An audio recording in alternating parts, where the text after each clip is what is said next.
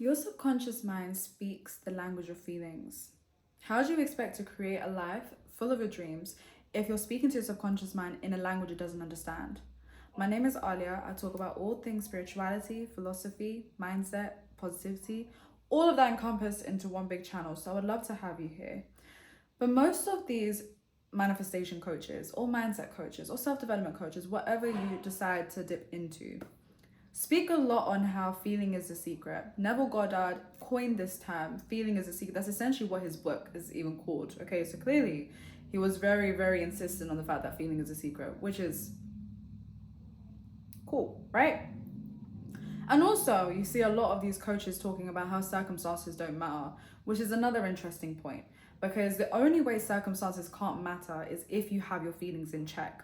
When I first started in my journey of learning about mindset and creating your reality with your mind and delving into law of attraction and law of assumption, I started to kind of doubt my ability, because it was as if I was being told to just constantly be positive, constantly be in this very, very happy mood. And if I'm not happy, then that means that my manifestation or my reality is not creating the way that I wanted it to. And I found myself in a place where I kept on invalidating my own emotions. And there's a very big difference between emotions and feelings. And hopefully by today's video, by the end, you will realize that there's a difference between an emotion, and you can validate emotions, and a feeling. And the fact that you can actually have a choice. You can decide what the feeling that you associate with a particular emotion is, and how that can benefit you to actually creating a life that you want. Okay? Just a disclaimer. I only have 2 words to describe emotions and feelings. So if I continuously use the word emotion for emotion and continue to use the word feeling for feeling, please do not get annoyed. I'm trying to explain it so that you do not get confused. So hopefully it will make sense in the end. And I know it will make sense in the end. So let's get into it. Emotions are the instant emotions you feel when you experience something. An example of that is I've stubbed my toe, and now the emotion I'm feeling is anger. I feel annoyed. The emotion I am experiencing is annoyance. The emotion I am experiencing is aggravation. However, the feeling I might associate with me stubbing my toe might be that I feel like nothing is working out for me. Do you see where I'm going with this? The emotion is me being aggravated, but that aggravation, that emotion I feel in the moment, is indicating to me that I am feeling a particular type of way. And the feeling that I am feeling is feeling like nothing is going my way.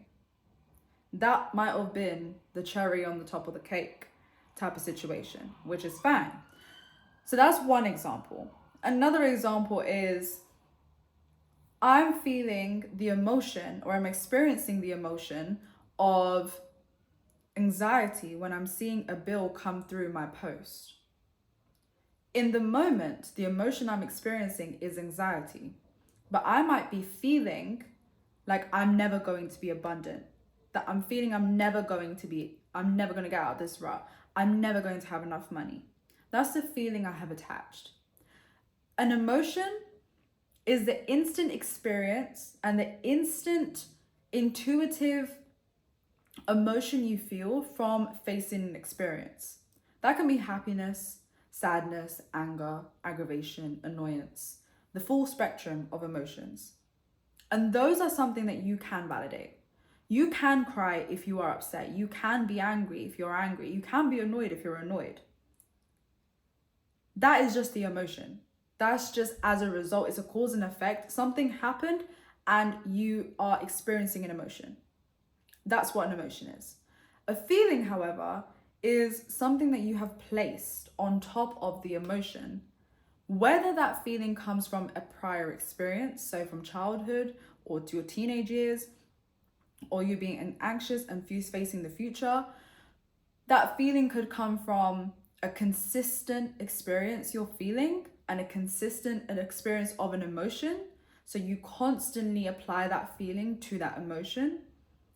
And it can be a multitude of different things even, but those are the main 2, right? Like prior experiences and also influences also just a consistent denial, a consistent experience of facing the same emotion. The feeling essentially has nothing to do with the emotion you're feeling. The emotion you're experiencing in the moment has nothing to do with the feeling that you associate with the emotion. This is where we know we can decide as our own conscious human beings what the feeling that we associate with the emotional experience to be. I could stub my toe and still feel like the most abundant person on earth. I could receive a bill, experience the emotional anxiety, yet feel really abundant. It's the decision I place on the feeling I want to associate with that specific aspect, that specific emotion. And what I find interesting about this is that it's not spoken about enough.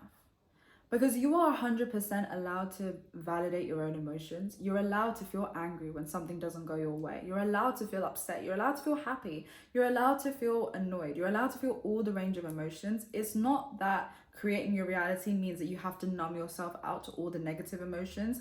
It's about experiencing it in the moment, letting it walk through you, having a moment with yourself, scream, cry, throw up into a pillow, bang your head on a wall, whatever you decide to do in the moment, you do that.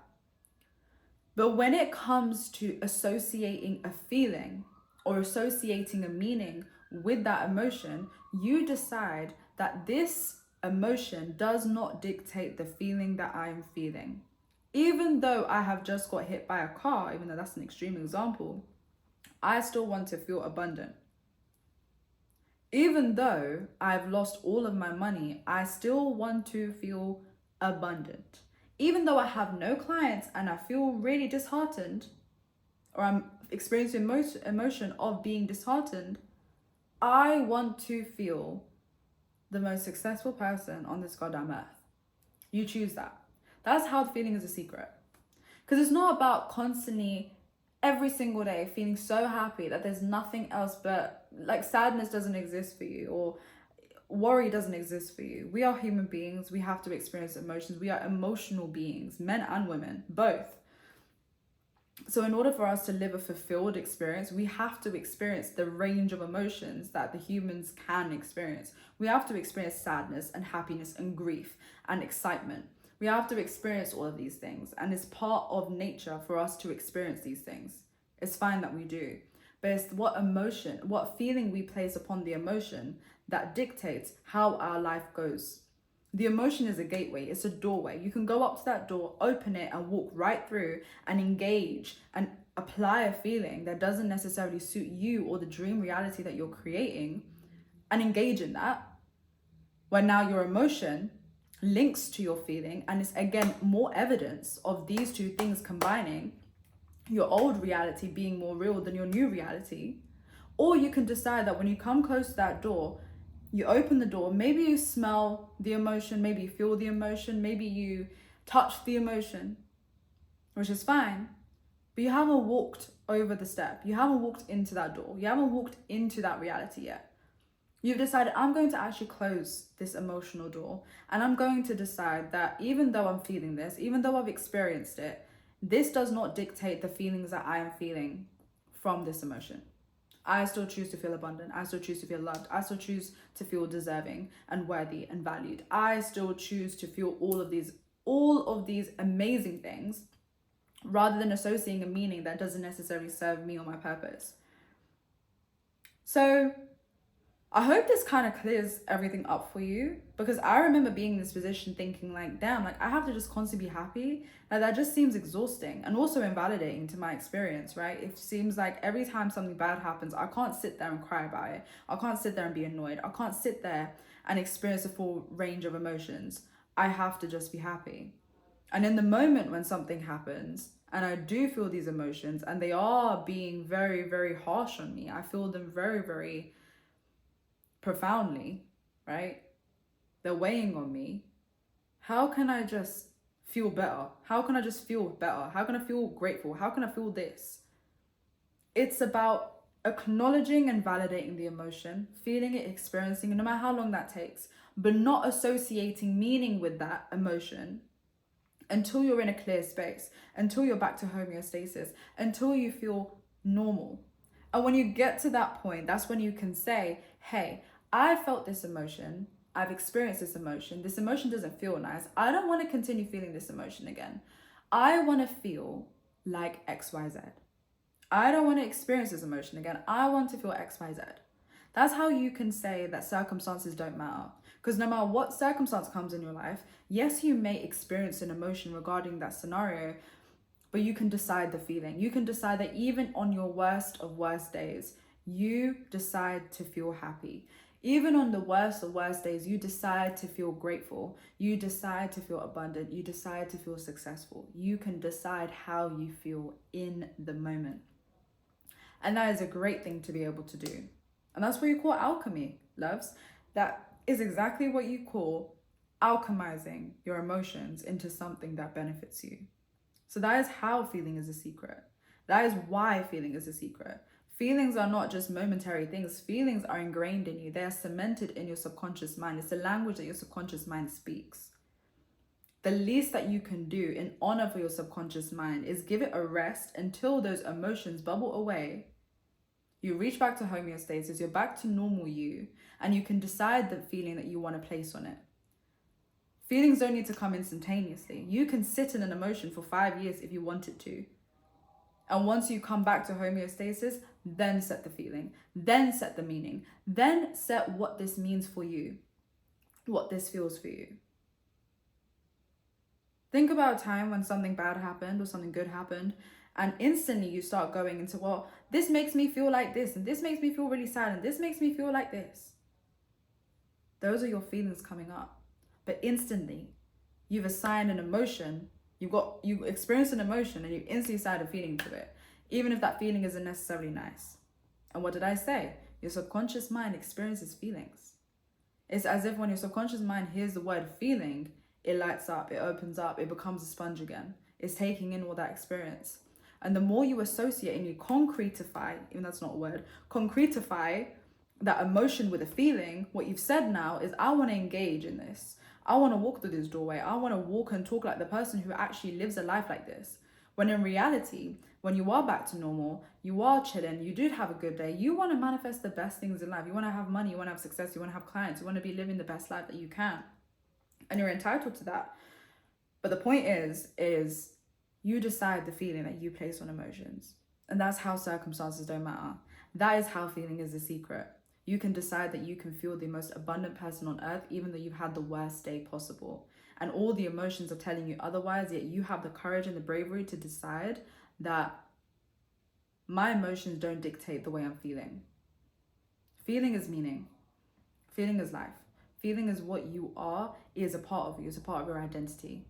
So it shows a lot more about you than you probably think. So I hope this has helped, and I hope this propels, not even hope, not even hope. I know it will help you, and I know this video has helped you. So I can't wait to make another one to help you even more. It was an honor talking to you, and I can't wait to see you again.